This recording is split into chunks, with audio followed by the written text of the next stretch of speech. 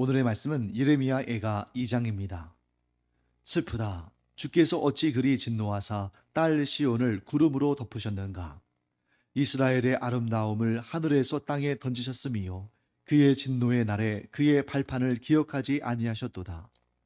주께서 야곱의 모든 거처들을 삼키시고 긍휼히 여기지 아니하셨음이요 노아사 딸 유다의 견고한 성체들을 허물어 땅에 엎으시고 나라와 그 지도자들을 욕되게 하셨도다.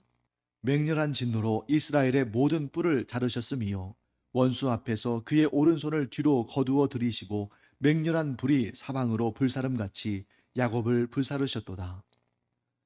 원수같이 그의 활을 당기고 대적처럼 그의 오른손을 들고 서서 눈에 드는 아름다운 모든 사람을 죽이셨음이요 딸 시온의 장막에 그의 노를 풀처럼 쏟으셨도다. 주께서 원수같이 되어 이스라엘을 삼키셨음이요 그 모든 궁궐들을 삼키셨고 견고한 성들을 무너뜨리사 딸 유다의 근심과 애통을 더하셨도다. 주께서 그의 초막을 동산처럼 헐어버리시며 그의 절기를 폐하셨도다. 여호와께서 시온에서 절기와 안식일을 잊어버리게 하시며 그가 진노하사 왕과 제사장을 멸시하셨도다. 여호와께서 또 자기 제단을 버리시며 자기 성소를 미워하시며 궁전의 성벽들을 원수의 손에 넘기셨음에 그들이 여호와의 전에서 떠들기를 절기의 날과 같이 하였도다. 여호와께서 딸 시온의 성벽을 헐기로 결심하시고 줄을 띠고 무너뜨리는 일에서 손을 거두지 아니하사 성벽과 성곽으로 통곡하게 하셨음에 그들이 함께 쇠하였도다. 성문이 땅에 묻히며 빗장이 부서져 파괴되고 왕과 지도자들이 율법 없는 이방인들 가운데에 있으며 그 성의 선지자들은 여호와의 묵시를 받지 못하는도다. 딸 시온의 장로들이 땅에 앉아 잠잠하고 티끌을 머리에 덮어쓰고 굵은 배를 허리에 둘렀음이요 예루살렘 처녀들은 머리를 땅에 숙였도다. 내 눈이 눈물에 상하며 내 창자가 끊어지며 내 간이 땅에 쏟아졌으니 이는 딸 내 백성이 패망하여 어린 자녀와 젖 먹는 아이들이 성읍 길거리에 기절함이로다. 그들이 성읍 길거리에서 상한 자처럼 기절하여 그의 어머니들의 품에서 혼이 떠날 때에 어머니들에게 이르기를 곡식과 포도주가 어디 있느냐 하도다. 딸 예루살렘이여 내가 무엇으로 내게 증거하며 무엇으로 내게 비유할까? 처녀 딸 시온이여 내가 무엇으로 내게 비교하여 너를 위로할까? 너의 파괴됨이 바다같이 크니 누가 너를 고쳐줄 소냐? 내 선지자들이 내게 대하여 헛되고 어리석은 묵시를 보았으므로 내 죄악을 드러내어서 내가 사로잡힌 것을 돌이키지 못하였도다. 그들이 거짓 경고와 미혹하게 할 것만 보았도다.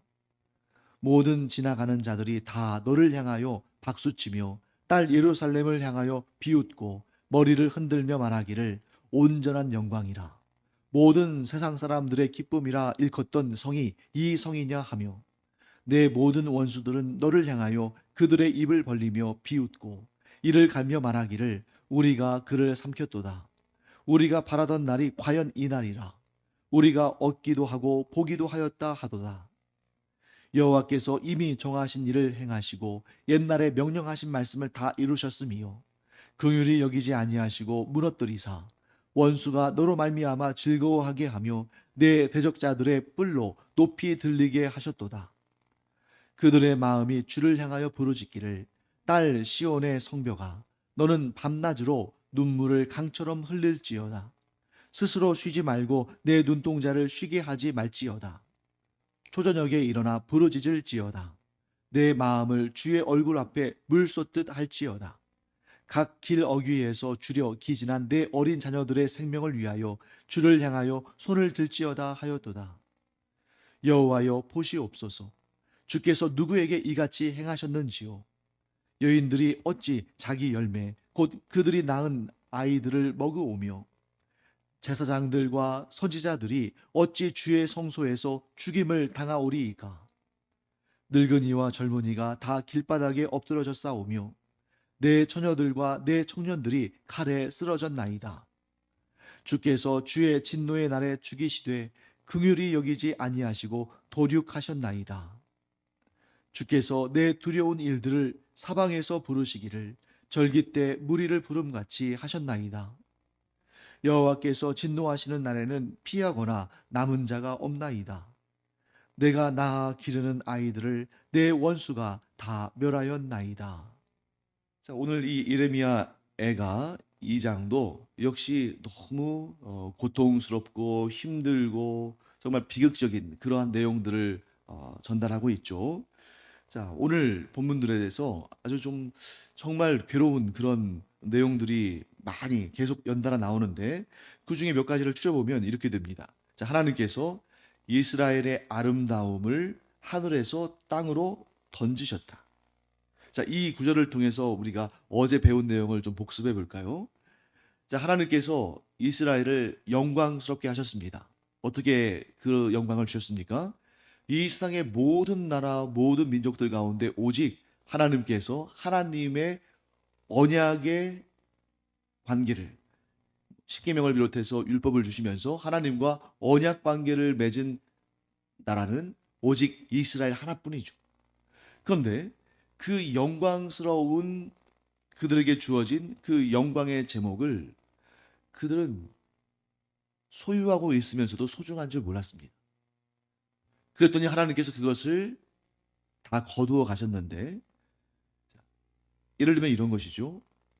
아파트의 1층에서 1층 베란다에서 뛰어내린다면 떨어진다면 뭐 충격이 뭐 얼마나 있겠습니까? 그냥 뭐 다치지도 않고 또 무리도 안 될 겁니다. 1층 베란다에서 떨어진다면.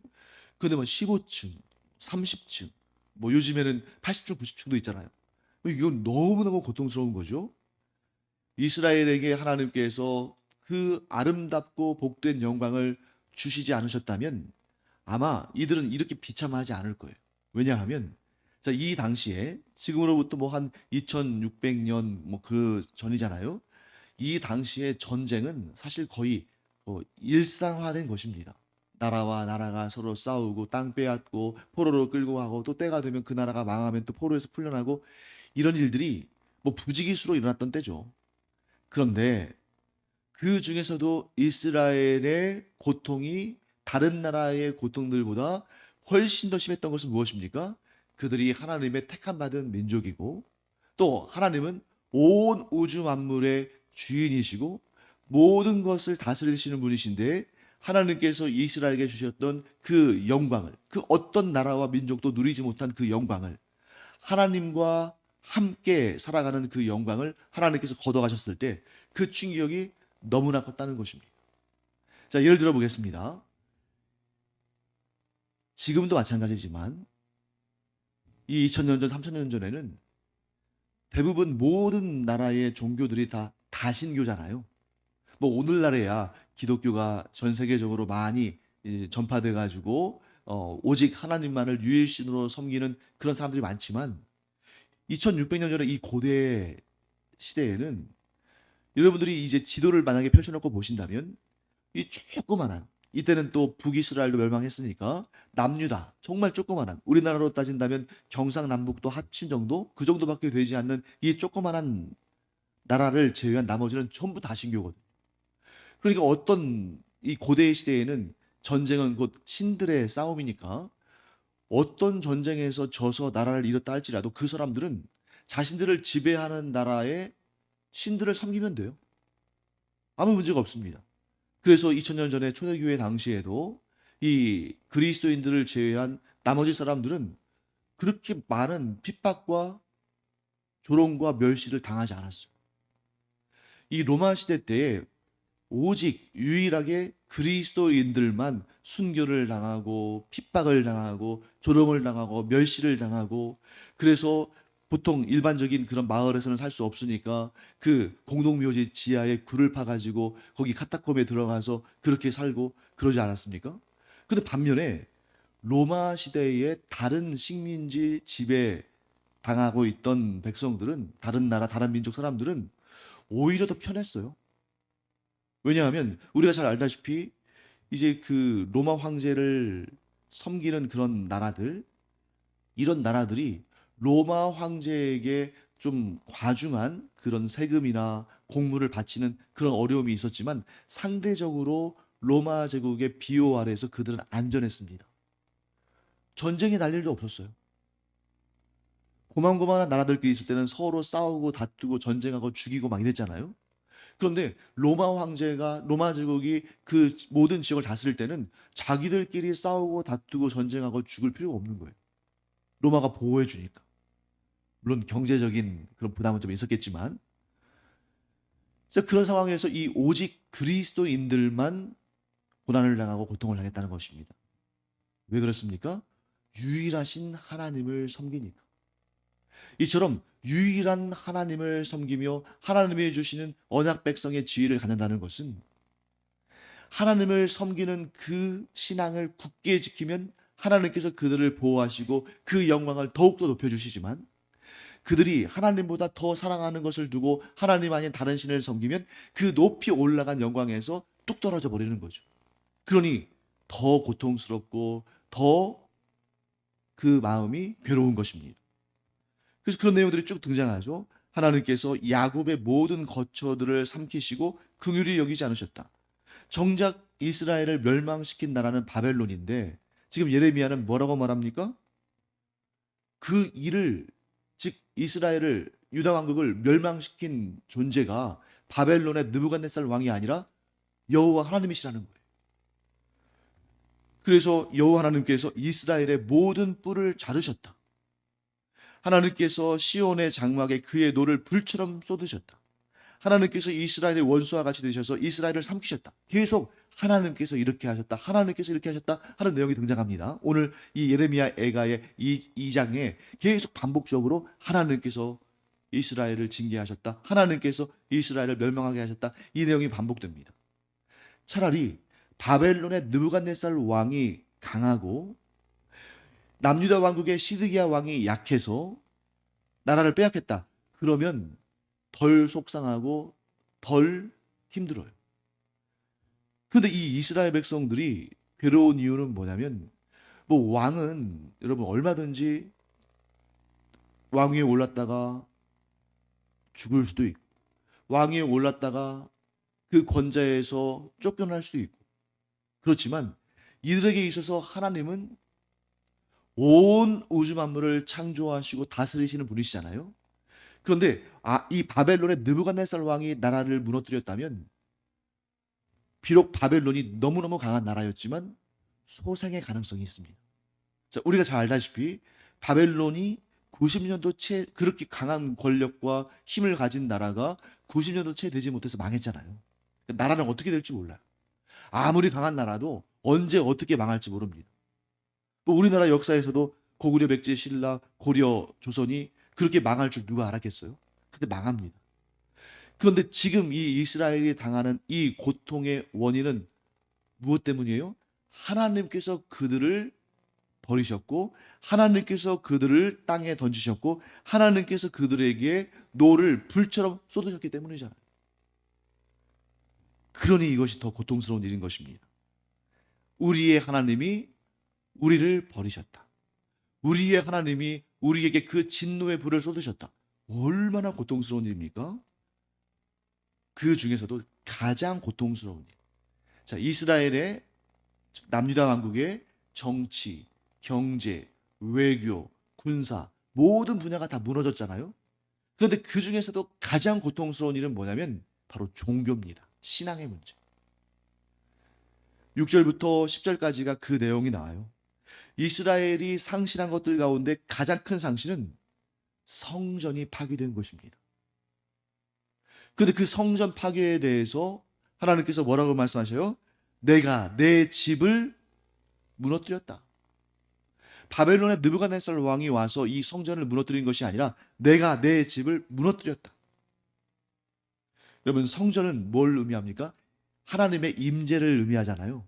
그러니까 하나님께서 더 이상 너희들과 같이 있지 않겠다 하고 말씀하신 거예요. 하나님께서 뭘 폐하셨습니까? 하나님께서 절기를 폐하셨고, 안식일을 잊어버리게 하셨고, 왕과 제사장을 멸시하셨고, 심지어 하나님께서 자기의 제단을 버리셨고 자기의 성소를 미워하셨다. 여러분, 그 거룩한 성전에 문제가 있기 때문입니까? 아니죠. 그 성전에 와서 하나님께 예배드리는 자들이 문제가 있는 것입니다. 자, 거기 뭐라고 되어 있습니까? 왕과 지도자들은, 자, 제가 조금 더 부연해서 설명드린다면, 영적인 눈이 어두워져서 율법이 없는 이방인들 가운데 있다. 여러분, 아주 독특한 표현이 나오죠. 9절 말씀 볼까요? 중간에 보시면 왕과 지도자들이 율법 없는 이방인들 가운데 있다. 무슨 말입니까? 하나님을 섬기던 왕과 이 이스라엘의 지도자들이 율법 없는 자, 즉 이방인, 우상을 섬기는 자들, 그들과 똑같이 됐다는 거예요. 그들 중에 있다는 것은 그들이나 다를 바가 없다. 그 다음에 그 성의 선지자들은 여호와의 묵시를 받지 못하는도다. 자, 여호와께서 왜 묵시를 주지 않으십니까? 이들의 마음이 하나님으로부터 떠났으니까. 거짓 선지자가 되어서 자기의 배를 불리기 위해서 하나님을 이용해 먹고 있으니까. 바로 지금 현재 정치, 경제, 문화, 외교, 군사, 이 유다 왕국의 이스라엘 민족의 모든 분야에서 발생하는 이 심각한 문제의 핵심은 뭡니까? 하나님과의 언약 관계를 상실해 버렸다. 자, 하나님과 맺은 이 언약 관계가 어떻게 해서 상실된 것입니까? 하나님 편에 문제가 있습니까? 아니죠. 이스라엘이 자초한 일이다. 자, 이러한 상황을 바라보면서 지금 시를 쓰고 있는 시인 이 예레미야가 어떻게 탄식하는지 한번 보겠습니다. 11절 말씀 보시면 내 눈이 눈물에 상하며, 눈물을 얼마나 많이 흘렸는지 눈이 상했어요.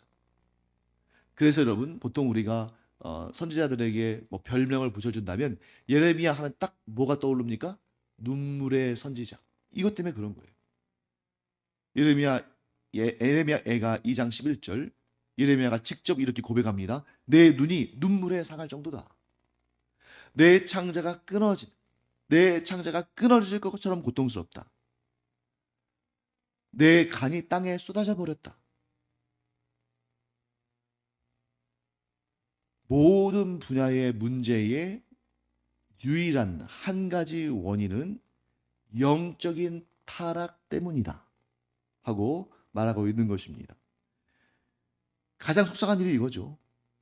그런데 더 속상한 건 뭐냐면, 여러분, 정말 속상한 게 뭐냐면, 내가 모르고 당했으면 그냥 내가 몰랐으니까 그런가 보다, 그냥 그렇게 위안할 수 있잖아요. 여러분, 가장 속상한 게 뭐예요? 알면서 당한 거죠.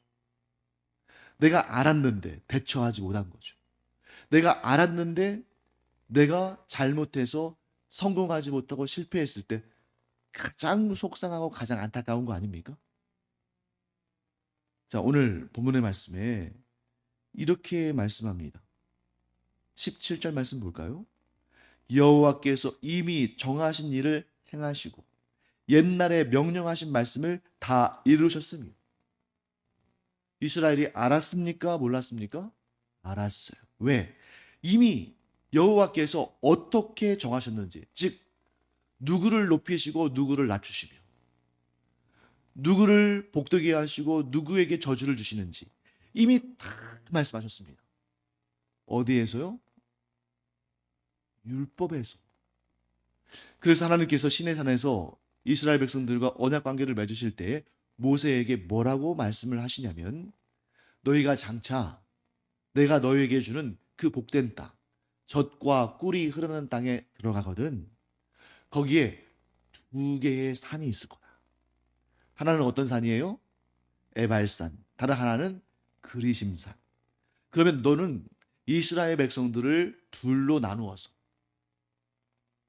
한편은 그리심산에 서게 하고 다른 한편은 에발산에 서게 해서, 이 에발산에서는 저주의 계명을 선포하고 그리심산에서는 축복의 계명을 선포하라. 여러분, 계명 가운데 저주를 하는 계명이 있습니까? 그 계명 자체가 저주가 아니라 그 계명을 지키지 않았을 때 저주가 선포된다는 거예요. 축복은 뭡니까? 그 계명을 지켰을 때 복이 선포된다는 거죠. 그것을 그들이 우리는 듣지 못했습니다 라고 변명하지 못하도록 그들이 크게 소리치고 듣고 고백하고 기록하게 하셨습니다. 그리고 이스라엘 백성들이 어떻습니까? 거의 뭐 이 토라라고 하는 그 율법은 다 외우다시피 하잖아요. 아니 토라를 다 외우지 못한다 할지라도 그 토라의 핵심, 하나님께서 친히 언약의 두 돌판에 기록하여 주신 그 십계명은 다 외우지 않습니까? 여러분들도 아마 다 외우실 거예요. 뭐 가끔 가다가 순서가 좀 헷갈릴지 모르지만 십계명의 내용을 모른다고 할 사람은 아무도 없습니다. 그리스도인 중에. 그러니 이들은 어떻게 하면 하나님께 상을 받고 복을 받고 어떻게 하면 하나님께 벌을 받고 저주를 받을지 다 알아요. 이미 정하신 일입니다. 그런데 이미 정하신 일을 알면서도 그들이 하나님을 떠났어요. 하나님을 버렸습니다. 하나님 대신에 우상을 섬겼습니다. 그 결과 그대로 전에 없던 것이 생긴 것도 아니고 하나님께서 변덕이 심하셔서 하신 말씀을 바꾸신 것도 아니고 하나님께서 초지일관되게 그들에게 들려주시고 그들에게 가르쳐주시고 그들이 고백하며 암송하며 알았던 말씀 그대로 하신 겁니다. 그러니까 하나님 앞에 하소연할 수도 없고 하나님 앞에 불의하시다고 항변할 수도 없어요. 왜? 그들이 다 알고 있는 일을 하나님께서 하셨을 뿐이니까. 그래서 그러면 이제 예레미야가 너무 지금 비탄에 빠져서 처절하게 지금 노래했잖아요. 그 다음에 18절부터 22절까지는 예레미야가 해법을 전합니다. 분명히 하나님께서 내리신 재앙이라면 분명히 하나님께서 또한 우리에게 답을 주실 것이다. 그럼 우리가 하나님의 답을 찾아보자. 18절부터 나오죠. 이렇게 말합니다. 너희가 너희의 마음을 모아서 주를 향하여 부르짖어라. 밤낮 눈물을 강처럼 흘리며 회개해라. 그리고 너희가 19절 말씀 볼까요? 초저녁에 일어나 불을 지질지어다. 너희가 하나님께 간절히 하나님을 부르짖으면서 기도해라. 그러면 하나님께서 너희를 회복시켜 주실 것이다. 자, 오늘 우리가 읽은 이 예레미야 2장은 바로 이것입니다. 이 결론이 이거예요. 하나님을 시험하다가 멸망당한 이스라엘아, 이제 더 이상 하나님을 시험하지 말고 하나님께로 돌아와서 하나님을 제대로 섬겨라. 이 말씀을 하는 겁니다. 여러분, 하나님을 시험한다는 게 뭐예요? 감히 우리가 어떻게 하나님을 시험하겠어요? 그런데 하나님을 시험한다는 것은 뭐냐면 하나님을 온전히 믿지 않고 하나님께 온전한 소망을 두지 않고 하나님보다 사랑하는 다른 존재를 두어서 하나님을 떠나 그 자신이 사랑하는 존재로 가버리는 것. 이게 하나님을 시험하는 거예요. 하나님께 이런 능력이 있습니까? 없죠. 그러니까 우리가 그 능력을 행하는, 그런 은혜를 베푸는, 그런 좋은 것을 주는 그런 신들을 찾아가는 것입니다. 이렇게 말하는 것이 하나님을 시험하는 것입니다. 하나님께서 우리가 달하는 거 다 주셨다면, 하나님께서 우리가 원하는 거 다 베푸셨다면 우리가 갈 일이 있겠습니까? 우리가 하나님을 떠나 우상에게로 갈 일이 있겠습니까? 이렇게 말하는 것이 하나님을 시험하는 거예요. 그렇기 때문에 예레미야가 지금 이스라엘 백성들에게 뭐라고 말하냐면 너희가 더 이상 하나님을 시험하지 말고 하나님께로 돌아와라. 그러면 하나님을 시험하지 않고 하나님께 돌아오려면 어떻게 해야 되는 것인가? 우리 고린도전서 13장에 나오는 우리가 너무 잘 알고 있는 말씀이잖아요. 믿음과 소망과 사랑을 회복하는 것입니다. 자, 믿음. 어떤 믿음을 회복하는 것입니까? 이것이죠. 하나님 외에 다른 신은 없다. 그러므로 나는 전적으로 하나님만 믿는다. 나는 하나님만 믿는다. 다른 신은 없다. 이 믿음을 회복해야 한다는 것입니다. 두 번째, 소망은 뭐겠습니까? 구원은 오직 하나님께 있다. 그러므로 나는 전적으로 하나님만 바라보며 하나님께만 소망을 둔다. 마지막으로 사랑은 뭐겠습니까? 나는 이제 하나님보다 더 사랑하는 것을 두지 않겠다. 하나님만을 전적으로 사랑하므로 그저 나는 하나님의 사랑을 받으면 그것으로 충분하고 아니 차고 넘친다. 자, 이 2600년 전에 예레미야가 선포한 이 말씀은 오늘날 우리의 삶에도 그대로 적용되어야 됩니다. 우리가 하나님을 시험하는 존재가 아니라 하나님을 온전히 믿고 소망하며 사랑하는 그러한 성도들이 되기를 간절히 축원합니다. 자, 너무 간단하지 않아요? 이것만 지키면 우리의 하나님은 우리에게 모든 좋은 것을 베푸시고 은혜와 사랑과 은총을 베푸시는 분이신데 이걸 우리에게 분명히 말씀하셨잖아요. 그러니까 하나님께서 우리에게 이 비결을 말씀하지 않으시고 이렇게 우리를 그냥 이렇게 좀 독수리 눈처럼 지켜보시다가 우리가 조금만 하나님 눈에 거스른 일을 하면 우리를 막 징계하시고 재앙을 내리시고 저주하시고 이런 분이 아니라 하나님은 어떻게 하면 하나님께 복을 받고 은혜를 받고 하나님의 구원을 얻게 되는지 너무나 선명하게 말씀하셨어요. 딱 세 가지. 너희가 나 외에 다른 신을 믿지 말아라. 너희가 오직 나에게만 구원의 소망을 품어라. 그리고 너희가 나보다 사랑하는 그 어떤 것도 두지 말고 나를 사랑함으로 내가 너희에게 은혜와 긍휼함과 사랑과 은총을 항상 베풀도록 그렇게 너희가 나를 대하라. 오늘날 우리가 이 알고 있는 것을 끝까지 지킴으로 말미암아 우리가 하나님께 징계받고 심판받는 존재가 아니라 하나님께서 우리에게 주신 그 은혜를, 그 복을, 그 구원의 은총을, 그 영광을 계속해서 지켜나가는 더 풍성하게 주시는 하나님을 만나는 그런 우리가 되기를 간절히 축원합니다. 기도하겠습니다. 하나님, 이스라엘 백성들이 몰라서 패망한 것이 아니라 그들이 알면서도 지키지 않아서 멸망한 것을 저희들이 보게 됩니다. 그 똑같은 상황이 저희에게 임하기를 원치 않습니다. 그러므로 저희가 하나님께서 알려주신 계시하신 그 말씀을 시험하지 아니하고 끝까지 지켜서 하나님께 징계와 벌을 받는 것이 아니라 하나님께 칭찬과 사랑과 은혜와 복을 받는 저희들 되게 하여 주시옵소서. 감사드리며 이 모든 말씀 살아계신 우리의 주님 예수님의 이름으로 축복하며 기도합니다. 아멘.